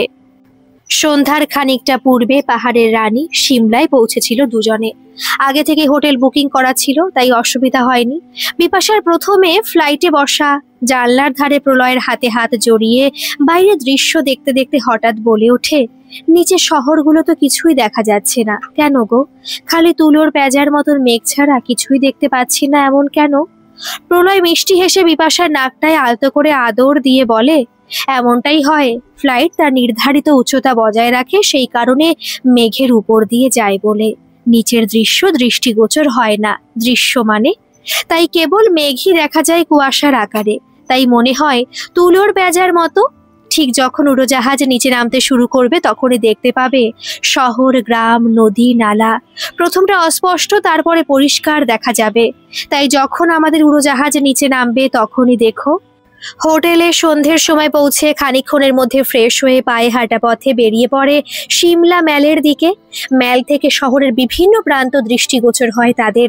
প্রজাপতির মতো দুহাত মেলে ম্যালের চারদিকে ঘুরতে শুরু করে বিপাশা। এক প্রকার দৌড়তে হয় প্রলয়কে বিপাশার পেছনে। বিপাশার খুশিতে ওর মুখটা দেখে প্রসন্ন হয়ে ওঠে মন প্রাণ। ঘন্টাখানেক ম্যালে কাটিয়ে ফেরার সময় প্রলয় বলে, কালী মন্দিরে যাবে? এখানকার কালী মন্দির খুব জাগ্রত, তোমার ইচ্ছা থাকলে আমিও সাথে যেতে পারি। মন্দিরে যাব না এমনটা হয় নাকি? তুমি যখন বলছো এই কাছেই মন্দির আছে, তাহলে অবশ্যই পুজো দিয়েই ফিরবো হোটেলে। দুজনে হাঁটতে হাঁটতে সিমলা ম্যালের কাছের কালী মন্দিরে। কিছুক্ষণের ভেতরেই পৌঁছে যায় মন্দিরে। এখান থেকে পুজোর ডালা নিয়ে পূজা অর্চনা শেষ করে হোটেলে ফেরার পথ ধরে। তখন বেশ খানিকটা রাত হয়ে গেছিল। কনকনে ঠান্ডায় প্রলয়কে জড়িয়ে ধরে পাহাড় থেকে নেমে আসে হোটেল পর্যন্ত। হোটেলের রুমে এসে খানিকটা ফ্রেশ হয়ে ব্যালকনিতে দুজনে বসে দুটি চেয়ারে। ব্যালকনি থেকে পুরো শহরটা দেখে আনন্দে নেচে ওঠে বিপাশার মন। ছোট্ট বালিকার মতো বলে, কি অপূর্ব লাগছে দেখো, কেমন সুন্দর নিচে শহরের আলোগুলো জোনাকির মতো জ্বলজ্বল করছে। এখানে বসে সারা রাত কাটিয়ে দেওয়া যায়, তাই না? প্রলয় কফির কাপে চুমুক দিতে দিতে ঠাট্টা করে বলে, এখানে এসেছি কি বারান্দায় বসে থাকার জন্য সারা রাত? বসে থাকতে পারবে সারা রাত? ঠান্ডায় জমে যাবে, বলেই হেসে ওঠে। উষ্ণ কফির কাপে ঠোঁটে লাগিয়ে শহরের আলোগুলো দেখতে দেখতে বলে, এখনই জমে গেছি। সারা রাত এখানে বসে থাকলে আমায় আর খুঁজে পাওয়া যাবে না। আর অল্প কিছুক্ষণ বসবো এখানে, তারপর ভেতরে যেতেই হবে। ক্রমশ যেভাবে ঠান্ডা বাড়ছে তাতে বেশিক্ষণ বসা যাবে না এখানে। খানিকক্ষণ পরে ভেতরে আসতে বাধ্য হয় অতিরিক্ত ঠান্ডার কারণে। বিপাশা ঘরে প্রবেশ করে মোলায়েম কম্বলের ভেতরে ঢুকে মুচকি হেসে দুহাত বাড়িয়ে দিয়ে বলে, এই ঠান্ডায় সোফায় বসে ম্যাগাজিন দেখলে হবে? এত দূরে এসেছো কি হোটেলের রুমে বসে ম্যাগাজিন পড়তে? বলে খিলখিল করে হেসে ওঠে এবং ইশারায় বলে, চলে এসো কম্বলের ভিতরে, ভালো করে গরম হয়ে নাও কম্বলের ভিতরে। উফ, কি ঠান্ডা রে বাবা, বলেই খিলখিল করে হেসে ওঠে। পরের দিন সকালে রুম ছেড়ে হোটেলের রেস্টুরেন্টে এসে বসে জলখাবারের জন্য। আজ প্রলয়ের ইচ্ছাতে বিপাশার পরিধানে ছিল হালকা হলুদ রঙের একটা লং গাউন এবং অতিরিক্ত ঠান্ডার জন্য একটি উলেনের লং সোয়েটার। মাথায় দিয়েছিল পিঙ্ক কালারের টুপি। হোটেলের রুম থেকে বেরোনোর সময় তাদের উপরে নজর পড়েছিল অনেকের, বিশেষ করে বিপাশার রূপের আগুনে। প্রলয় নিজে ঝলসে গেছিল। অন্যদিনের কথা না হয় বাদ দেওয়া যায়, সকলের নজরের সামনে দিয়ে প্রলয়ের হাতে হাত রেখে রেস্টুরেন্টে এসে বসেছিল। আগে থেকে জলখাবারের অর্ডার দেওয়া ছিল, তাই টেবিলে বসতেই জলখাবারের সাথে গরম গরম দুধ সার্ভ করে দিয়ে গেছিল ওয়েটার। খানিকক্ষণের ভেতরেই জলখাবার শেষ করে হোটেলের বাইরে আসতেই হোটেলের ম্যানেজার এগিয়ে এসে বলে, স্যার, আপনাদের জন্য গাড়ি তৈরি। ড্রাইভারকে সব বুঝিয়ে দিয়েছি, আপনারা নিশ্চিন্তে বেরিয়ে পড়তে পারেন। কালকে এই গাড়িতেই আপনারা মানালি যাবেন। কালকে একটু টাইমলি বেরোবেন স্যার, 10-12 ঘন্টার জার্নি আছে কালকে। প্রলয় মাথা নাড়িয়ে ম্যানেজারকে সম্মতি দিয়ে গাড়িতে গিয়ে বসে। সারাদিন সিমলার বিভিন্ন জায়গায় ঘুরে ফিরে সূর্যাস্তের পূর্বেই গাড়ি সিমলা ম্যালের কাছে পৌঁছে দিয়ে চলে যায়। আজকে ম্যালের উপরে সূর্যাস্তের অপরূপ দৃশ্যের সাক্ষী হয় দুজনে। সন্ধ্যের অন্ধকার পড়ার পরে পায়ে পায়ে নেমে আসে হোটেলের রুমে। সারাদিনের ধকল ছিল আজকে, বেশ কিছুক্ষণের মধ্যে ফ্রেশ হয়ে দুজনে বিছানায় নরম কম্বলের ভেতরে আশ্রয় নেয়। পরের দিন সকালে সিমলা থেকে বেরিয়ে সন্ধ্যার পূর্বে মানালির রিসর্টে পৌঁছে যায় তাদের গাড়ি। বিপাশার কাছে রাস্তার দৃশ্য ছিল অপূর্ব। এত আনন্দ তার জীবনে এমনভাবে সে প্রথম এসেছিল। নিজে হারিয়ে গিয়েছিল প্রকৃতির অপূর্ব সৌন্দর্যে। বিয়াস নদীর উপত্যকায় যখন গাড়ি দৌড়ে চলছিল, সেই মনোমুগ্ধকর দৃশ্য দেখার সাথে সাথে গাড়ি থামাতে বলেছিল কিছু কিছু জায়গায়। প্রাকৃতিক সৌন্দর্যকে মুগ্ধ দুনয়নে উপভোগ করেছিল। মাঝে মাঝে প্রলয়ের হাত ধরে উপত্যকায় খানিকটা ছুটে গিয়ে বিয়াস নদীকে আলিঙ্গনের মুদ্রায় দুহাত বাড়িয়ে গ্রহণ করার প্রয়াসে উচ্ছ্বসিত হয়ে ওঠে কোনো এক বালিকার ন্যায়। প্রলয় ক্রমাগত সাথে ছিল বিপাশার। বিপাশা প্রকৃতির সৌন্দর্যে হারিয়ে গেছিল, আর প্রলয় বিপাশার সৌন্দর্যে। এ যেন এক অপূর্ব মিলনের সাক্ষী থেকে গেল বিয়াস নদীর উপত্যকা। কিছু কিছু স্থানে নদী একদম রাস্তার পাশে দিয়ে চলেছিল, সেখানেও নেমে প্রজাপতির মতো দুহাত মেলে প্রকৃতিকে আলিঙ্গন করতে প্রয়াস করে গেছিল বিপাশা। এইভাবেই দেখতে দেখতে সন্ধ্যার পূর্বে গাড়ি তাদের নামিয়ে দিয়েছিল পাহাড়ের উপরে একটি একান্ত রিসর্টে, যেখান থেকে সম্পূর্ণ মানালির ছবি স্বপ্নের মতো দৃশ্যমান ছিল। মানালিতে তাদের দিনের প্রোগ্রাম আগে থেকে ঠিক করা ছিল। 3 দিন সকাল থেকে সন্ধ্যা পর্যন্ত দুজনে হাতে হাত রেখে ঘুরে বেরিয়েছে মানালির উপত্যকার বিভিন্ন প্রান্তে কোথাও বরফের ভিতরে গা ভাসিয়ে দুজনে মেতে উঠেছে এক অকৃত্রিম ভালোবাসার ছন্দে। কখনো কেবিল কার চেপে পাহাড় উচ্চস্থানে পৌঁছে চঞ্চল বালিকার মতো আনন্দে উড়ে বেরিয়েছে। তবে সব জায়গায় সাথে ছিল প্রলয়।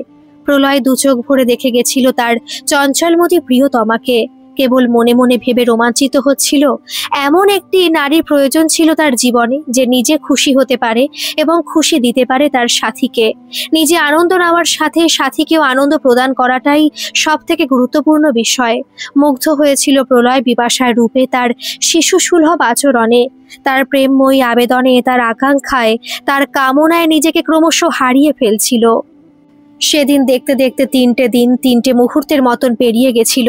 সেদিন দুপুরের পরে হোটেলে চেক আউটের পরে 2 ঘন্টার রাস্তায় পৌঁছায় কুলু মানালির ভুলটার এয়ারপোর্টে। সেখান থেকে দিল্লি পৌঁছে পুনরায় ফ্লাইট চেঞ্জ করে নিজের শহরে এসে পৌঁছায় ভোর রাতে। এয়ারপোর্ট থেকে বাড়ি 2 ঘন্টার ভেতরে পৌঁছানোর পরে দুজনের মধুচন্দ্রিকা সমাপ্ত হয়। মধুচন্দ্রিকা থেকে ফেরার পরের দিন বিশ্রাম নিয়েছিল দুজনে। শাশুড়ি মায়ের সাথে তাদের বেড়ানোর গল্প শুনিয়ে গেছিল প্রাণ ভরে। সেখানকার ক্যামেরা বন্ধ নানান ফটো নিজে বসে থেকে দেখিয়েছিল বিপাশা। শাশুড়ি মা ও ছেলে বৌমার আনন্দে খুশি হয়ে আগামী দিনের স্বপ্নে বিভোর হয়ে উঠেছিল। সেদিন প্রলয় বাড়িতে ছিল না অনেক সময়। আগামীকাল থেকে আবার বেরিয়ে পড়তে হবে প্রতিদিনের মতো কর্মক্ষেত্রে। বিপাশার মনটা উড়ে যাচ্ছিল তখনও পাহাড়ে ঘুরে বেড়ানোর স্মৃতিতে। এত আনন্দ, এত চঞ্চলতা তার জীবনে প্রথমবার এসেছিল এমন ভাবে। সেগুলোকে নিজের জীবনের পৃষ্ঠায় স্বর্ণাক্ষরে সাজিয়ে রেখে বারবার পড়ে যাচ্ছিল কয়েকটা দিনের ঘটনাক্রম। প্রতিদিনের মতো প্রভাতে ঘুম থেকে উঠে তৈরি হয়, তারপর বেরিয়ে পড়ে দুজন। তাদের গন্তব্যস্থল থাকে কোনো না কোনো আদিবাসী অধ্যুষিত গ্রাম। সারাদিন সেখানে নানান পরিষেবা দিয়ে বাড়ি ফিরতে ফিরতে সেই রাত। রাতে বাড়ি ফিরেও বেশিরভাগ দিনই ক্লান্ত হয়ে ঘুমিয়ে পড়ে দুজনে।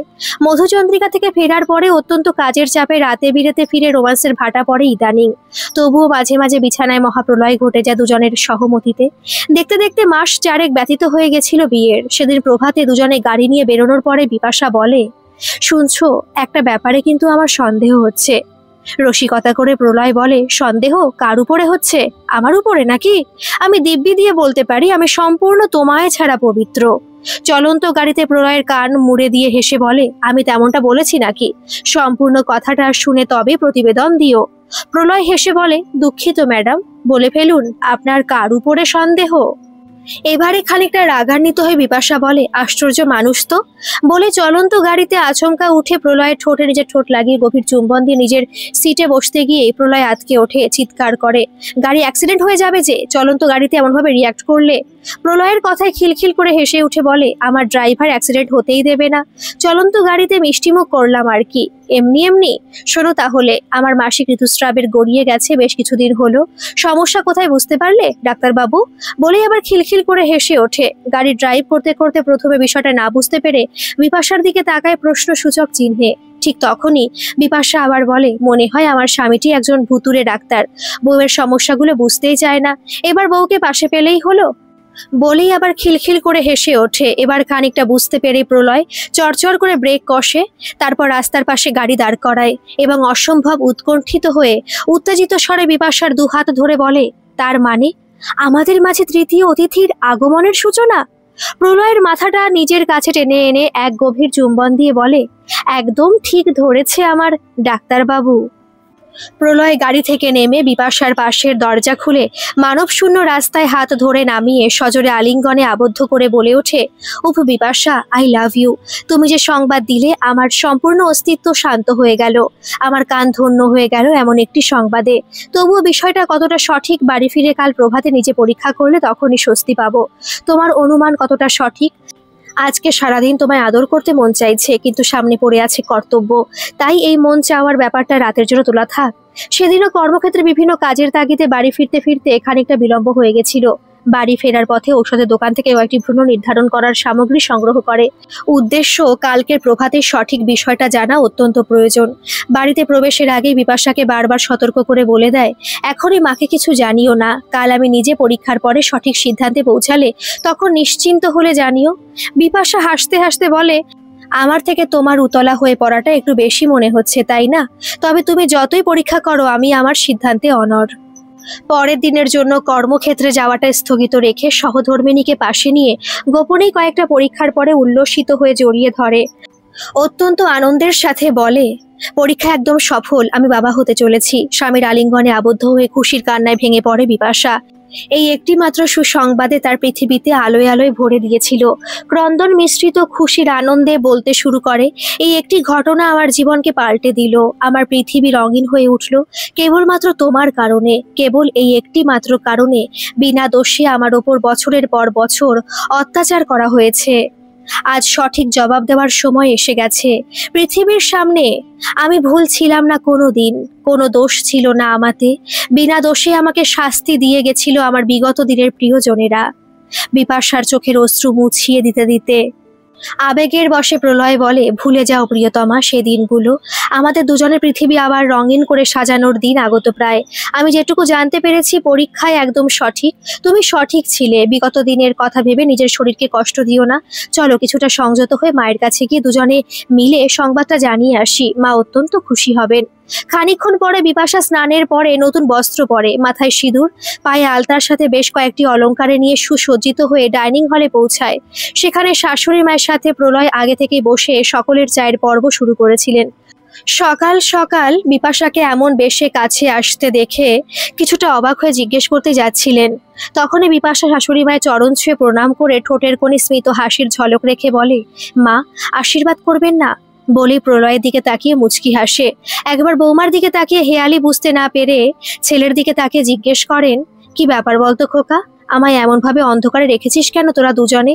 আজকে তোরা কাজে বেরোবি না? তাছাড়া বৌমা সকালবেলায় এমনভাবে সেজে এসে প্রণাম করে জিজ্ঞাসা করে, ব্যাপারটা কি খুলে বলতো? এবারের ব্যাপারটা লুকিয়ে রাখার প্রয়োজন বোধ করে না বিপাশা। হাসতে হাসতেই বলে, আপনি ঠাকুমা হতে চলেছেন, তাই আশীর্বাদ আমার প্রাপ্য। আচমকাই এমন সুসংবাদ শুনে রীতিমতো চমকে উঠলেন বৃদ্ধা। নিমেষে বৌমাকে আলিঙ্গন করে মস্তকে সুদীর্ঘ চুম্বন দিয়ে দুহাতে মুখটি তুলে ধরে বলে, তুমি জানো না আমায় তুমি কত বড় খুশির সংবাদ দিলে। এই একটি সংবাদ পাওয়ার আশায় চাতক পাখির মতো অপেক্ষারত ছিলাম দীর্ঘকাল। এক সময় তো মনে হয়েছিল হয়তো এমন সুসংবাদ আমি আর পাবো না ইহকালে।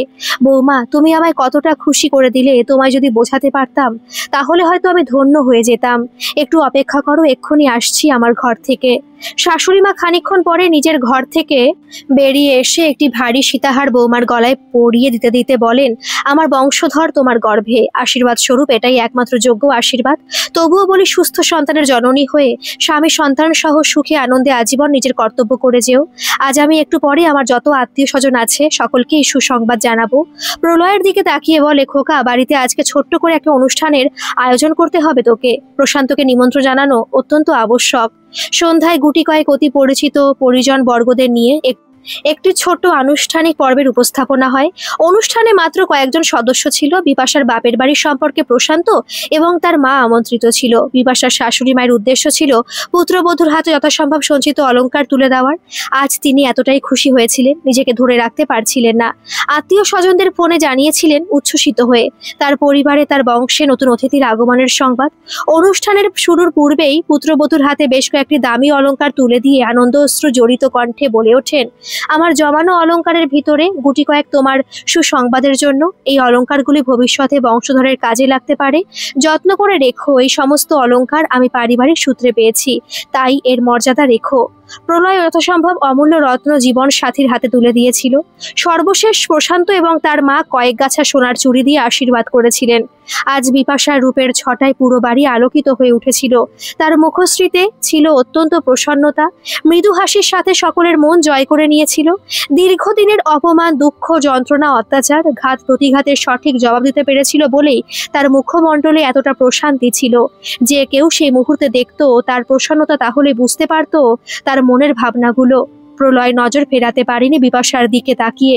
সেও আজ কতটা প্রসন্ন ছিল বলে বোঝানোর মতো পরিস্থিতিতে ছিল না। সামান্য আনন্দ উৎসবের পরে আহারাদি সমাপ্ত হয়। সেদিনের পরে মাস তিনেক পেরিয়ে গেছিল। বিপাশা অন্তঃসত্ত্বা হওয়ার 5 মাস হয়ে গেছিল। প্রথম কিছুদিন প্রলয় সাথে নিয়ে যেত বিপাশাকে কর্মক্ষেত্রে, কিন্তু মাস 4 হবার পরে প্রতিবন্ধ লাগাতে বাধ্য হয় তার শারীরিক পরিস্থিতি দেখে। তবে বিপাশার শাশুড়ির মত ছিল না প্রথম দিন থেকে, তাই বলেছিল এখন থেকে বিশ্রামে রাখা প্রয়োজন বৌমাকে, রাস্তায় যদি কোনো অঘটন ঘটে যায় এই জন্যই বাড়িতে থাকা আবশ্যক। প্রলয় বলেছিল আরো কয়েকটা দিন যাক, তারপরে বিশ্রামে থাকবে দীর্ঘদিন। এখন থেকে বাড়িতে বন্দী হয়ে যাওয়ার বিরুদ্ধে ছিল বিপাশা, তাই মৃদু আপত্তি করে বলেছিল 4 মাস পরে যখন উপায় থাকবে না তখন বাড়িতে থাকতেই হবে, তাই এখন থেকে সবকিছু ত্যাগ করে বাড়িতে বসে যাওয়াটা উচিত হবে না। তাছাড়া ডাক্তারবাবুরও অসুবিধা হবে আমার বিনা উপস্থিতিতে। বিপাশার বাড়িতে বসে থাকার প্রায় 1 মাস হয়ে গেছিল। শরীর ক্রমশ ভারী হয়ে আসছিল। শাশুড়ি মা কিছুই করতে দিতে চান না ইদানিং। বেশিরভাগ কাজকর্ম শান্তিকে দিয়ে করি এবং নিজেই করে দেন। এমতো অবস্থায় শুয়ে বসে বিরক্ত হয়ে ওঠে তার মন। তবে প্রলয় ইদানিং কিছু কাজ দিয়েছিল তাকে। সেগুলো হলো হিসাব রাখার কাজ। বিপাশার বিরক্তি দেখে হেসে বলেছিল তুমি বাড়িতে বসেও মানব সেবার কাজে লিপ্ত হতে পারো হিসাব বিকাশগুলো দেখে। ওগুলো আমায় এতদিন করতে হতো, এবার তোমার উপরে দায়িত্ব দেব। বিপাশা মৃদু হেসে বলেছিল এই কাজে তো সেই আরামই হবে, আমার শারীরিক পরিশ্রম তো কিছু হবে না। তবে সবাই যখন বলছে এই সময়গুলোতে বাড়িতে থেকেই বিশ্রাম করার প্রয়োজন, তখন তোমার এই কাজে সন্তুষ্ট থাকতে হয়। সেদিন থেকে মানব সেবার কর্মক্ষেত্রে যত হিসাব নিকাশ ছিল সেগুলো বিপাশা বাড়িতে বসে দেখত। দেখতে দেখতে 8ম মাস শেষের দিকে পৌঁছেছিল। ইদানিং বিপাশার কোনো কাজেই মন লাগতো না। শরীরের ভিতর অস্বস্তিটা যেন দিন দিন বেড়ে যাচ্ছিল। ঘনিয়ে আসছিল নির্দিষ্ট দিন। বেশ কয়েক মাস আগে থেকে একান্তে তার স্বামীর প্রতিদিনের কাজ ছিল গর্ভে থাকা শিশুর সাথে কান পেতে কথা বলা। এমন ঘটনাতে বেশ আনন্দিত হয়ে উঠত বিপাশা। সেদিন রাতেও একান্তে এমন ক্রিয়া করার সময় প্রশ্ন করে কি গো, তোমার সন্তান তোমার কথা শুনতে পাচ্ছে? প্রলয় তেমন অবস্থাতে হেসে বলে অনেক কিছুই কথা হচ্ছে, তবে মাঝে মাঝে রেগে গিয়ে আমার মুখে লাথি ঘুষিও যে মারছে সেটা বুঝতে পারছি। প্রলয়ের কথা শুনে খিলখিল করে হেসে উঠে বিপাশা বলে ওনার লাথি ঘুষি আমি একা কেন সহ্য করব? বাবাকেও তো কিছুটা সহ্য করতে হয়, না হলে বাবা হবার সৌভাগ্যের আনন্দটা কিভাবে অনুভব হয় এটা তো বুঝতে হবে। দুজনেই সময় গুনছিল নির্দিষ্ট দিনের প্রতীক্ষায়। প্রলয়ের হিসাবে আর মাত্র দিন 10 সময় অবশিষ্ট থেকে গেছিল, তাই সেদিনই বলে আমি ভাবছি তাহলে কয়েকটা দিন আগে থেকেই বাড়িতে থেকে যাব। দুজন ব্যক্তি পেয়েছি, এর মধ্যেই তাদের দিয়ে কর্মক্ষেত্রের কাজ এগিয়ে নিয়ে যাব। বিপাশার সাথে মায়েরও সম্মতি ছিল নির্দিষ্ট দিনের কয়েকদিন আগে থেকেই যেন প্রলয় বাড়িতে থাকে। সেদিন রাত থেকে অস্বস্তি হচ্ছিল বিপাশার। মাঝে মাঝে টয়লেটে যেতে হয়েছিল, ঠিকমতো ঘুমাতেও পারছিল না। প্রলয় সর্বক্ষণ পাশে থেকে লক্ষ্য করে যাচ্ছিল বিপাশার গতিবিধি। মনে মনে স্থির করে নিয়েছিল প্রভাত হলে নির্দিষ্ট চিকিৎসালয়ে ভর্তি করিয়ে দিতেই হবে।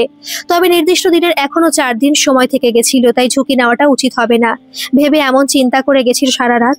রাতেও মাঝে মাঝে শাশুড়ি মা এসে খবর নিয়ে যাচ্ছিলেন। ভোর রাতের দিকে হঠাৎ প্রসব যন্ত্রণা শুরু হয় বিপাশার।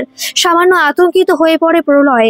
ঠিক তখনই ফোনের মাধ্যমে অ্যাম্বুলেন্স ডেকে নেয়। বাড়ির নিকটেই ছিল একটি বেসরকারি স্বাস্থ্য কেন্দ্র। উপায় না দেখে সেখানেই পৌঁছতে বাধ্য হয়। স্বাস্থ্য কেন্দ্রে পৌঁছানো মাত্রই প্রসব যন্ত্রণা চরমে ওঠে। অগত্যা অপারেশন থিয়েটারের সকল ব্যবস্থার ভেতরেই স্বাভাবিক প্রসব ক্রিয়া প্রারম্ভ হয়ে যায়। প্রলয় নিজে উপস্থিত থাকে এবং একজন মহিলা চিকিৎসকের সহযোগিতায় কিছুক্ষণের ভেতরে স্বাভাবিক প্রসব ক্রিয়া সমাপ্ত হয়। নিজে তার সন্তানকে দেখে আপ্লুত হয়ে বিপাশার কানে কানে বলে ওঠে আমাদের জন্য অত্যন্ত সুসংবাদ, কন্যা সন্তানের জন্ম দিয়েছ। সেই অবস্থাতে প্রলয়কে কাছে ডেকে তার হাত দুটো জড়িয়ে ধরে 2 চোখে অশ্রু নিয়ে বলে ডাক্তারবাবু, অবশেষে আমি মা হলাম তাহলে? আনন্দাশ্রু গড়িয়ে পড়ে প্রলয়ের নয়ন থেকেও।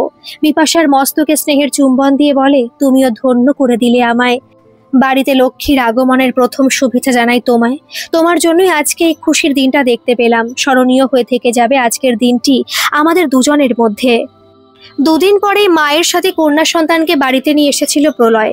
দুজনেই সুস্থ ছিল। বিপাশার শাশুড়ি বরণের ব্যবস্থা করে রেখেছিলেন। নিজের হাতে বরণডালা সাজিয়ে অপেক্ষা করছিলেন সকাল থেকেই। খানিকটা বেলা বাড়তি গাড়ি এসে পৌঁছায় বাড়ির দরজায়। বাড়ির প্রবেশের পথে মায়ের কোলে কন্যা সন্তান দেখে আপ্লুত হয়ে ওঠেন শাশুড়ি মা। দরজার সামনে দাঁড়াতে বলে, বরণডালা নিয়ে দুজনকে বরণ করতে করতে বলেন আমার ঘরে লক্ষ্মী এসেছে তোমার হাত ধরে। এই শুভ লগ্নে আমি খুশি ধরে রাখতে পারছি না, তাই প্রতিবেশীদের সকলের বাড়িতে মিষ্টিমুখ করার জন্য আগে থেকেই সব তৈরি করে রেখেছি। বরণ ডালা করে বাড়ির ভেতরে আসতেই শাশুড়ি মা নাতনির মুখ দেখে সোনার চেন দিয়ে আশীর্বাদ করতে করতে বলেন আজ থেকে আমি আমার নাতনির নাম দিলাম মণিমালা। মণিমালা নামটি কার জানো বৌমা? উত্তরের প্রত্যাশা না করে বলতে শুরু করেন, মণিমালা আমার শাশুড়ি মায়ের নাম। বংশের পরম্পরা ধরে রাখার জন্য আমি নাম দিলাম মণিমালা বলে। অবশ্য তোমাদের ইচ্ছা অনুসারে অন্য নামকরণ করতে পারো, আমি কিন্তু এই নামেই ডাকবো বলে দিলাম বলে ছোট্ট নাতনির সাথে নানান কথায় মেতে ওঠেন। শাশুড়ির আনন্দ দেখে নিজেও আনন্দিত হয়ে ওঠে বিপাশা। তাই বলে, মা অবিকল আপনার মতনই হয়েছে, আপনার নাতনি আপনার মতনই তো হবে রূপসী। শাশুড়ি মা নাতনিকে আদর করতে করতে বলেন, আমার নাতনির মা কি কম সুন্দরী? এই বুড়িটার রূপের সাথে আমার নাতনির রূপ টেনে আনছো কেন? বলে নাতনির কাছে বসে নানান কথায় আনন্দিত হতে থাকেন। এক সপ্তাহের মধ্যে মোটামুটি সুস্থ হয়ে উঠেছিল বিপাশা। শিশুকন্যাও সুস্থ থাকাতে বাড়িতে উৎসব লেগে গেছিল। প্রলয়ও বেশ কয়েকদিন বাড়ি ছেড়ে নিজের কর্মক্ষেত্রে যাওয়ার বিরাম লাগিয়েছিল। এমন করে কেটে যায় 1 মাস। এতদিন মা আর মেয়ে আলাদা ঘরে শোয়ার ব্যবস্থা করে রেখেছিলেন শাশুড়ি মা। বলেছিলেন এই সময়টা শিশুকন্যার সাথে মাকে 1 মাস আলাদা ঘরে শুতে হয়। শাশুড়ি মায়ের কথা মেনে নিয়েছিল বিপাশা। সময় গড়িয়ে যায় নিয়মের গতিতে। আবার নিজের কর্মক্ষেত্রে যাওয়া শুরু করেছিল প্রলয়। কিন্তু বিপাশা আটকে গেছিল সন্তানের সাথে সংসারের ব্যস্ততা নিয়ে। তাই একদিন প্রলয়কে বলে, আমি তো এমনভাবে বেঁচে থাকতে চাই না, কিছু একটা উপায় করো যাতে আমি বাড়িতে সন্তানের দেখাশোনার সাথে মানব সেবার জন্য কিছু কাজ করতে পারি। অনেক ভেবে প্রলয় বলেছিল, আপাতত তোমাকে বাড়িতে থেকে কিছু না কিছু করতে হবে। বাড়িতে থেকে মানব সেবার কর্মক্ষেত্রে সহযোগিতা করতে পারো। কোলে মণিমালাকে নিয়ে বিপাশা বলে, আমার মাথায় একটা উদ্দেশ্য ঘুরপাক খাচ্ছে, যদি তুমি অনুমতি দাও তাহলে প্রস্তাবটা রাখতে পারি। অবশ্য তোমার সম্মতির প্রয়োজন। মেয়েকে মৃদু আদর করে প্রলয় বলে, তোমার মনে কি আছে প্রকাশ করে ফেলো, তবে দেখতে হবে তোমার উপরে প্রেশার কতটা পড়বে, সেটা দেখার দায়িত্ব আমার। বিপাশা হেসে বলে, আমার উপর প্রেশার তেমন কিছু করবে না, সংসার সামলে সেগুলো করতে পারবো। আমি কিছুদিন থেকেই ভাবছিলাম, আদিবাসী গ্রামগুলোতে ছোট ছোট শিশুদের জন্য যে বস্ত্র দেওয়া হয় সেগুলো তো আমাদের ক্রয় করতে হয় কোনো ব্যবসায়ীর কাছ থেকে। তাই আমার ইচ্ছা, ছোটদের বস্ত্র যদি কিছুটা আমরা বাড়ি থেকে বানিয়ে দিতে পারি। তবে এখন আমি একা করব না, সেই কাজে একজন দক্ষ সেলাইয়ের কারিগরের সাহায্য নিতে হবে প্রথমেই। তবে এই বিষয়ে বিশদে আলোচনা করে ভেবে দেখার প্রয়োজন। প্রলয় চিন্তিত হয়ে বলে, প্রস্তাবটা মন্দ নয়, এই নিয়ে আলোচনা করব সময় পেলেই। দেখতে দেখতে মণিমালা 6 মাসের হয়ে গেছিল। প্রলয়ের মা নাতনির অন্নপ্রাশনের অনুষ্ঠানের জন্য পুত্র এবং পুত্রবধূর সাথে একদিন আলোচনায় বসেন এবং সে আলোচনাতেই ঠিক হয় নাতনির অন্নপ্রাশনে যত আত্মীয় স্বজন আছেন সকলকে নিমন্ত্রিত করবেন। তার জীবনে হয়তো এটাই শেষ শুভ কার্য। পুত্র এবং পুত্রবধূর সম্মতি ছিল মায়ের প্রস্তাবে। নাতনির অন্নপ্রাশনের অনুষ্ঠান যথাসম্ভব ধুমধাম করে অনুষ্ঠিত হয়ে সম্পূর্ণ হয় শাশুড়ি মায়ের তত্ত্বাবধানে। অন্নপ্রাশনের সময় পুনরায় নামকরণ হয়। জাতক নির্ধারণ করেন পুরোহিত মশাই। তিনি রাশি নক্ষত্র বিচার করে নামকরণের প্রস্তাব দেন। কন্যার জন্য বৈদেহী নামটি সর্বোত্তম। পুরোহিত মশাইয়ের কথা সকলের খুশি খুশি মেনে নেয়।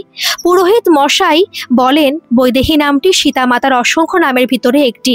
সর্বশেষে বিপাশার শাশুড়ি মায়ের পছন্দ হয় এই নামটিতে। তবে তিনি বলেন, আমি যেমন নামে ডাকছিলাম সেই নামেই বাড়িতে ডাকা হবে। আমার পছন্দের নাম মণিমালা, তাই বাড়িতে ওই নামেই ডাকা হবে। অন্নপ্রাশনের অনুষ্ঠানে সকলকে তৃপ্ত করে সম্পূর্ণ করেছিলেন অনুষ্ঠান। সময়ের গতিতে চলতে থাকে। মণিমালা 2 বছরের হয়ে যায়। বেশ কিছুদিন থেকে আধো আধো কথায় সকলকে তার মায়ার জালে বেঁধে ফেলে। গুটি গুটি পায়ে বাড়িতে দৌড়ে বেড়ানোর সাথে খিলখিল করে হেসে ওঠাটা সকলকে তাড়িয়ে তাড়িয়ে উপভোগ করে। বিশেষ করে মণিমালার খেলার সাথী হয়ে ওঠেন বিপাশার শাশুড়ি মা। পুরো দিনটাই নাতনির পেছনে সময় কাটাতে থাকেন। এদিকে বিপাশার ইচ্ছা অনুযায়ী বাড়ির সংলগ্ন খালি জমিতে আদিবাসী দরিদ্র পরিবারের শিশুদের জন্য রেডিমেড বস্ত্রের একটি ছোট কারখানা তৈরি করে ফেলা হয়। বিপাশার দেখাশোনাতেই কারখানাটা দিন দিন বড় হতে থাকে। আশেপাশের দরিদ্র মহিলাদের কর্মসংস্থান হয় বিপাশার রেডিমেড বস্ত্র কারখানায়। মণিমালার 3 বছর বয়স হতেই স্কুলে যাওয়া শুরু হওয়ার সময় বিপাশার দ্বিতীয়বার অন্তঃসত্ত্বা হয়ে পড়ে। মণিমালা বছর 4 হওয়ার আগে পুত্র সন্তানের জন্ম হয়। এবারেও বিপাশার শাশুড়ি আনন্দে আত্মহারা হয়ে পুত্রবধূকে আশীর্বাদ করতে করতে বলেন, আমার দিনকাল শেষের পথে। আমার সম্পূর্ণ সংসার নিজের চোখে দেখে যেতে পারছি অনেক ভাগ্যের জোরে। এমনও একটি দিন আমার পরিবারে আসবে, আমার কল্পনারও বাইরে ছিল। এবার থেকে সংসার দেখার সাথে সাথে মানব সেবার কাজেও নিজের কতটা সময় দিতে পারো সেটাই দেখার। তবে আমার নাতি নাতনিদের মানুষের মতো মানুষ এবং তাদের যথাযথ শিক্ষা দেওয়ার দায়িত্ব সম্পূর্ণ তোমার উপর। আমার খোকা যেমন মানব সেবাতে নিজেকে বিলীন করে দিয়েছে, তার কর্তব্য তাকে করে যেতে দাও। তুমি তোমার কর্তব্য করতে থাকো। সকলকে নিয়ে সুখের সংসার করার দায়িত্বটাও দিন দিন বাড়বে তোমার উপরে, সেটা ভুলে যেও না। শাশুড়ি মায়ের কথায় মৃদু হেসে বলে বিপাশা, মা, ডাক্তারবাবু আমার মাথার উপরে বটগাছের শাখা প্রশাখা মেলে দাঁড়িয়ে আছেন। সেটা বটগাছের স্বরূপ ছায়াতে আমি আমার সন্তানদের সাথে হত দরিদ্র মানুষগুলোর পাশে দাঁড়িয়ে ডাক্তারবাবু হাত প্রশস্ত করার অঙ্গীকার করছি। জানেন মা, এত সাহস এত ধৈর্য পেয়েছি কোথায়? ডাক্তারবাবুর ভালোবাসায়, ডাক্তারবাবুর বিশ্বাসে। আমাদের দুজনের একে অন্যের প্রতি পূর্ণ বিশ্বাস না থাকলে আবেগ আসতো না। আবেগ ছাড়া ভালোবাসার পরিতৃপ্তি নেই। একে অন্যের প্রতি সম্মান ও সহমর্মিতার সাহস জোটাতে পেরেছি। আজ আমি আর আগের মতো অবলা নই। তাই ভবিষ্যতে যতই দায়িত্ব আসুক সেগুলো হাসি মুখে সম্পন্ন করে যাওয়ার প্রতিশ্রুতি দিলাম আপনাকে। সবকিছু শুনে বিপাশার শাশুড়ি বৌমার মাথায় হাত রেখে আশীর্বাদ দিয়ে বলেন, তোমার মতো এমন ধৈর্যশীল সাহসী পুত্রবধূর জন্য আমার পরিবারে নতুন করে সুখের দিন দেখা শুরু হয়েছে। এটা আমি ভুলবো কি করে বৌমা? তোমার ধৈর্য, তোমার ভালোবাসায় পূর্ণতা পেয়েছে আমার খোকা, তবেই তো তোমার পাশে দাঁড়িয়েছে এমন ভাবে। আমিও দীর্ঘদিন তপস্যার পরে আমার খোকার সংসারে সুখের বন্যা বয়ে যাওয়া দেখে নিশ্চিন্ত চোখ বুঝতে পারবো আমার নাতি নাতনিরা সদা সর্বদা আমার ভালোবাসার পাত্র হয়ে থেকে যাবে। বয়ে গেছে সময় নিয়তির সময় চক্রে। বিপাশার কন্যার বয়স 15, একমাত্র পুত্র অর্ঘ্যের বয়স তখন 11। কয়েক বছর হলো শাশুড়িমা গত হয়েছেন। স্বামীর হাত ধরে এগিয়ে চলেছে নির্ভয় বিপাশা পুত্র কন্যার সাথে নিয়ে। মানব সেবার কাজে যথাসম্ভব সময় দিতে হয়েছে তাকে। ছোট ছোট এনজিও গুলো হাত বাড়িয়ে দিয়েছে তাদের দিকে। বিপাশার শিশুদের বস্ত্র কারখানায় আজ শতাধিক দরিদ্র রমণী উপার্জনের একমাত্র ঠিকানা। একদিন রাতে একান্তে স্বামীর আলিঙ্গনে থেকে বিপাশা বলে, ইদানিং একটা কথা মাথায় ঘুরছে। তুমি যদি সম্মতি দাও তাহলে সফল হয় আমার মনের ভাবনা। সুন্দরী স্ত্রীকে আলিঙ্গনবদ্ধ করে স্মিত হেসে বলে প্রলয়, তোমার অনুরোধ, তোমার ইচ্ছা আজ পর্যন্ত কোনোদিন মেনে নিনি এমন হয়েছে কি? উত্তরে স্বামীকে আদরের স্পর্শ দিতে দিতে বলে, আমি সে কথা বলেছি নাকি? তোমায় পেয়ে তো আমার জীবন ধন্য হয়ে গেছে। আমি সহস্রবার এই কথা স্বীকার করতেও পারি সর্বসম্মুখে। তবুও বলছি, আমার আকাঙ্ক্ষা বলো, আমার প্রতিহিংসা বলো, আমার অভিমান বলো, যেটাই তুমি ভেবে নেবে সেটাই সঠিক। আমি একবার অন্তত স্বামী পুত্র কন্যার সাথে অবিনাশের পরিবারের সামনে দাঁড়াতে চাই। তাদের সম্মুখে গর্বের সাথে মাথা উঁচু করে বলতে চাই, আমি কোনোদিনও ভুল ছিলাম না, তোমরাই ভুল ছিলে। বিনা দোষে বাড়ির পুত্রবধূর উপরে অত্যাচার করে গেছিলে দীর্ঘদিন। পরে তাকে মৃত্যুর মুখে ঠেলে দিতেও পর্যন্ত পিছু পা হয়নি তাদের পরিবার। আমার এই জবাব সমাজের সামনে দেওয়ার সময় এসে গেছে। এই জবাব পৃথিবীর সামনে রাখার আমার ইচ্ছা। ভবিষ্যতে এমন বিনা অপরাধে কোনো রমণীকে যেন অত্যাচার না করা হয়। শ্বশুরবাড়ি সকলের খারাপ হয় না। অনেক শ্বশুরবাড়ি তাদের গৃহবধূদের নিজের কন্যা স্বরূপ মেনে নেয়, কিন্তু অনেক সংসার আছে যেখানে বিনা দোষে পরের বাড়ির মেয়েকে গৃহবধূ করে আনার পরে বিনা দোষে তাদের উপরে অত্যাচার হয়ে যাওয়ার বিষয়গুলো বন্ধ হওয়া দরকার। তাই আমার একান্ত ইচ্ছা, একদিন কয়েক ঘন্টার জন্য আমি আমার স্বামী পুত্র কন্যার সাথে গিয়ে তাদের মুখে জবাব দিয়ে আসতে পারি, আমি কোনোদিন ভুল ছিলাম না। মৃদু হেসে প্রলয় বলে, তোমার প্রত্যেকটি ইচ্ছার সম্মান জানিয়ে এসেছি এতদিন। এই ইচ্ছেটাও পূরণ করার দায়িত্ব নিলাম। অত্যন্ত প্রসন্ন চিত্তে স্বামীর আলিঙ্গনে পরিতৃপ্তির সাথে ভবিষ্যতের স্বপ্নতে বিলীন হয়ে যায় দুজনে। গল্পটি কেমন লাগলো অবশ্যই কমেন্ট করে জানাবেন, আর ভালো লাগলে একটা সাবস্ক্রাইব করে আমার পাশে থাকবেন। ধন্যবাদ।